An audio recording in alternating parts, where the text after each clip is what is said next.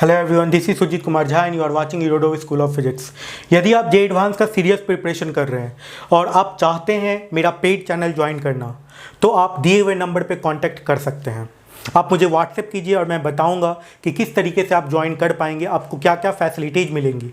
ठीक है, जो बैचेज स्टार्ट होंगे वो 50 स्टूडेंट्स के बैच स्टार्ट होंगे। क्या फी स्ट्रक्चर होगा, ये सब सारा कुछ आपको बताया जाएगा जब आप कांटेक्ट करोगे। तो चलिए फिर देखते हैं क्वेश्चन नंबर 264 और ईरोडोव के इस क्वेश्चन में ऑथर क्या कहना चाहते हैं, देख लेते हैं, सॉल्व करते हैं इस क्वेश्चन को। Uniform solid cylinder of radius 15 centimetre. मैं कैपिटल आर लेकर के इस क्वेश्चन को सॉल्व करूंगा और जो फाइनल वैल्यू है वो आपको पुट करना है, आंसर निकाल देना। मैं एक तरीके से फॉर्मूला डिराइव कर देता हूँ। ठीक है, A uniform solid cylinder of radius capital R roll over a horizontal plane passing into an inclined plane forming an angle alpha with the horizontal. Find the maximum value of the velocity v naught which still permit the cylinder to roll onto the inclined plane section without a jump. The sliding is assumed to be absent. देखिए इस question में author क्या कहना चाहते हैं। एक cylinder है जो कि रोल कर रहा है एक हॉरिजेंटल सरफेस पे, ठीक है, वी नॉट वेलोसिटी से। लेकिन ये जो रोड जिस पे ये मूव कर रहा था, जिस पे ये रोल कर रहा था, वो चलते चलते इंस्टेंटली इंक्लाइंड हो जाता है। ठीक है, तो ये जो स्फीयर है वो इस पॉइंट के about, initial velocity V naught दिया है, इस पॉइंट के अबाउट ये एक तरीके से इस पॉइंट के अबाउट रोटेट करेगा और ये इस प्लेन में आ जाएगा। समझिएगा, इसका मैं एक तरीके से माइक्रोस्कोपिक डायग्राम बनाता हूं। शुरू में कहां पे था ये ऑब्जेक्ट, यहां पर था, ऐसा कुछ था। ठीक है, अब ये इस पॉइंट के अबाउट रोल करेगा तो क्या होगा, ऐसा हो जाएगा ये। ठीक है, तो इसका रेडियस कैपिटल आर यहां पर है, अब कैपिटल आर यहां पे है, तो एक तरीके से इसका रेडियस जो है, इसका सेंटर ऑफ मास जो है सिलेंडर का फॉल कर गया है। ये है इसी पॉइंट पर लेकिन ये फॉल कर चुका है। जैसे ये ऐसे है और ये इसका मान लेते हैं अब शुरू में रेडियस इस पॉइंट के अबाउट ऐसे होगा और फिर ये ऐसे करके फॉल कर गया। ठीक है, तो सेंटर ऑफ मास इसका फॉल डाउन हुआ है। ठीक है, ये एंगल अल्फा दिया हुआ है तो निश्चित तौर पे ये एंगल अल्फा होगा। ठीक है, तो इसका जो सेंटर ऑफ मास, इस सिलेंडर का जो सेंटर ऑफ मास फॉल किया है, that will be equals to, कितना फॉल किया है, h का value r into 1 minus cos alpha के बराबर हो जाएगा जब वो इंक्लाइन प्लेन पे चला जाएगा तब। ठीक है, ओके, तो आप ऐसे भी समझ सकते हैं कि शुरू में ये ऐसे जा रहा था, हॉरिजेंटल जा रहा था और इस पॉइंट के बाद ये रोल कर गया ऐसे। ठीक है, तो रोल करेगा तो इसका जो नॉर्मल का जो एंगल है, शुरू में नॉर्मल कैसे होगा, ऐसे। ठीक है, और ये जो इसका जो नॉर्मल है ये अपने एंगल को बदलेगा।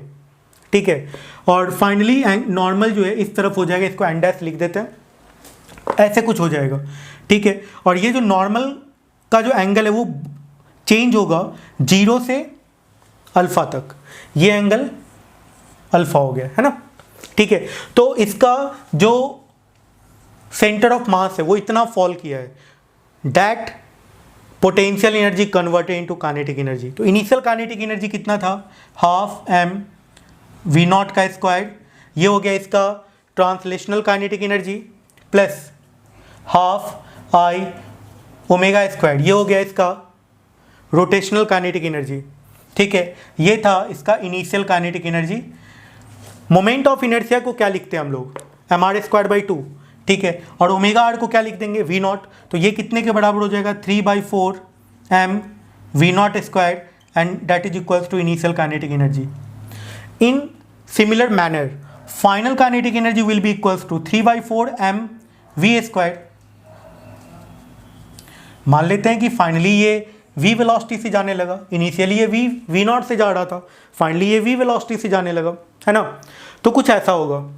अब इनिशियल काइनेटिक एनर्जी से फाइनल काइनेटिक एनर्जी जो है ज़्यादा होगा क्योंकि कुछ पोटेंशियल एनर्जी कन्वर्ट कर गया है काइनेटिक एनर्जी में। तो देख लीजिए, इक्वेशन बना लेते हैं।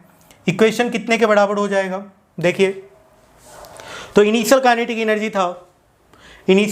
एनर्जी था 3/4 एम वी नॉट स्क्वायर के बराबर।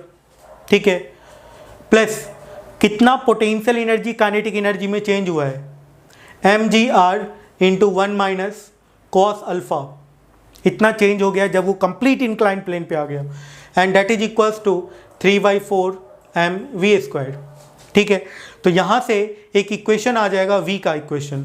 ठीक है, तो ये आ जाएगा 3v0² plus 4gr 1 minus cos alpha and that is equals to 3v²। कुछ ऐसा इक्वेशन बन जाएगा। जब ऐसा इक्वेशन बन चुका है तो फिर आप कैलकुलेट कर लीजिए v0 का वैल्यू। कैसे कैलकुलेट होगा, तो देखिए आपको नॉर्मल का डायग्राम बनाना है। नॉर्मल इनिशियली नॉर्मल किधर था, इस तरफ था, और फाइनली नॉर्मल किस तरफ है, इस तरफ है। ठीक है, तो नॉर्मल का यदि आप डायग्राम बनाइएगा तो यहाँ पे कैसा डायग्राम बनेगा, इनिशियली एंड यहाँ पे नॉर्मल है। ठीक है, और ये इस पॉइंट के बाद रोटेट कर रहा है, इसका मतलब रेडियस ऑफ सर्कुलर मोशन, इसके सेंटर का सर्कुलर मोशन का रेडियस क्या हो गया, कैपिटल आर। ठीक है, तो इक्वेशन बनाते हैं, लिखते हैं,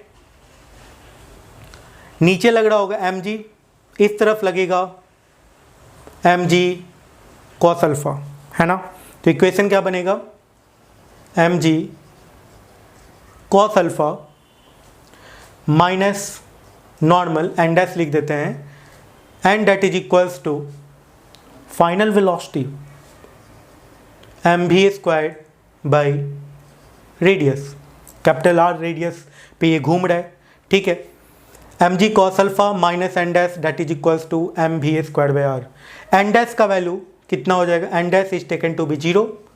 ठीक है, तब जाके यहाँ पे v0 जो है मैक्सिमम कैलकुलेट हो जाएगा। ठीक है, तो ये आ गया mg cos alpha that is equal to m/r into v², and v² के जगह पे आप क्या लिख सकते हो, v² के जगह पे आप लिख सकते हो, क्या लिख दीजिए, 3 से डिवाइड कर दीजिए इसको, तो v0² हो जाएगा, v0² plus 4gr/3 into 1 minus cos alpha. कुछ ऐसा आ जाएगा। कैलकुलेट कर लेते हैं, अब सॉल्व कर लेते हैं इसको। ठीक है, अब जो फाइनल इक्वेशन होगा देखिएगा, m से m कैंसिल आउट हो गया, ये आ गया gr cos अल्फा, ये आ गया gr cos alpha, and that is equals to v0² plus 4gr/3 minus 4gr/3 cos alpha.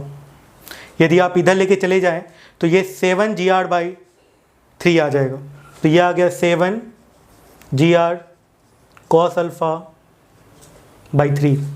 ये कितने के बराबर आएगा, ये इधर चला जाएगा तो 7gr cos अल्फा/3, and that is equals to v0² plus 4gr/3। अब यहाँ से आप v का वैल्यू आसानी से सॉल्व कर पाएंगे। कर लेते हैं v का वैल्यू आसानी से सॉल्व।